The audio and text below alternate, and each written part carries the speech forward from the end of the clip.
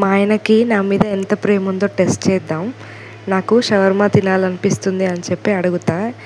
తన రియాక్షన్ ఎలా ఉంటుందో, తెప్పిస్తాడా తిడతాడా చూద్దాం. భయమవుతుంది కానీ నా మీద అసలు ప్రేమ ఉందా లేదా టెస్ట్ చేద్దాం. అడుగుతా ఇప్పుడు. షవర్మా తినవుతుంది ఇప్పుడా?